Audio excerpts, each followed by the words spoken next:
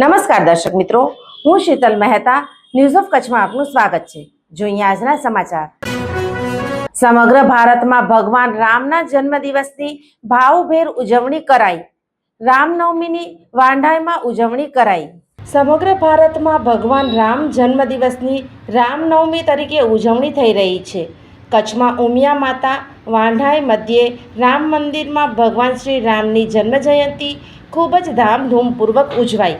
ખૂબ જ આકર્ષક શોભાયાત્રા નીકળી અને મોટી સંખ્યામાં ભક્તો જોડાયા હતા। પરમ પૂજ્ય સંત શ્રી વાલરામ મહારાજ શ્રીએ 35 વર્ષ પહેલાં રામ મંદિરનું નિર્માણ કરાવી પ્રતિષ્ઠા કરાવી હતી। આજે મંદિર મધ્યે ભગવાનના દર્શનાર્થે હજારો લોકો ઉમટી પડ્યા હતા। આજે આખા ભારતની અંદર રામ જન્મ દિવસ ઉત્સવ મનાવી રહ્યું છે। જ્યારે આખું ભારત, તમે જાણતા હશો કે કચ્છની અંદર રામનું મંદિર આજથી લગભગ 35 વર્ષ પહેલાં પરમ પૂજ્ય સંત શ્રી વાલરામજી મહારાજના નેતૃત્વ હેઠળ રામ મંદિરનું પ્રાણ પ્રતિષ્ઠા મહોત્સવ અને આજથી 35 વર્ષ પહેલાં રામ મંદિર માટે વાલરામજી મહારાજે ઘણી મહેનત કરી અને આપણા કચ્છની અંદર રામનું મંદિર બને અને બહુ વિશાળ મંદિર બને અને ભવ્યથી ભવ્ય મંદિર વાલરામજી મહારાજે અહીંયા બનાવ્યું અને કચ્છની પ્રજા માટે આપણે રામ મંદિર એમને આજથી 35 વર્ષ પહેલાં લગભગ 93ની અંદર મહારાજશ્રીએ આ રામ મંદિર ખુલ્લું મૂક્યું। અને તમે જાણતા હશો કે આપણા યશસ્વી વડાપ્રધાન અટલ બિહારી વાજપેયીએ એક સૂત્ર બહાર પાડ્યો હતો કે કસમ રામ કી ખાતે રામ મંદિર અહીં બનાએંગે।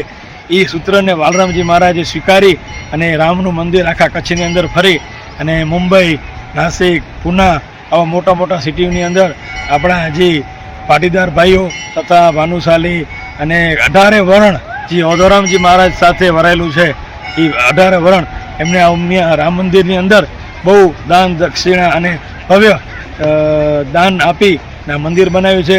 અને હું તો કચ્છની પ્રજાને એમ કહીશ કે આપણે એક ભાગ્યશાળી કહેવાય કે ગુજરાતની અંદર રામ મંદિર જેવું મંદિર ક્યાંય નથી। કારણ કે સોમનાથ મંદિરનું આ કોપી છે।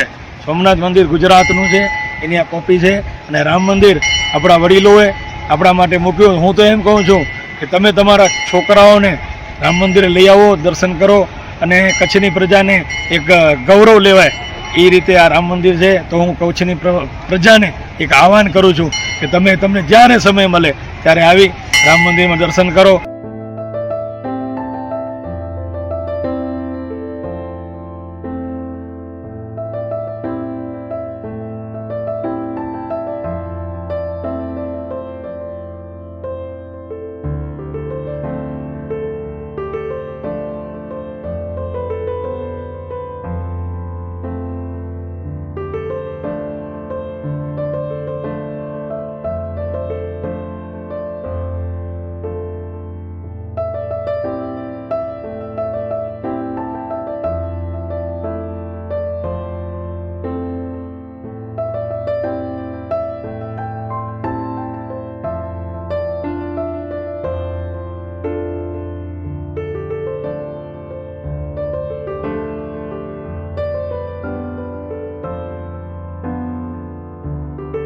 એ રીતે રામનવમીની ભાવપૂર્વક ઉજવણી કરાઈ।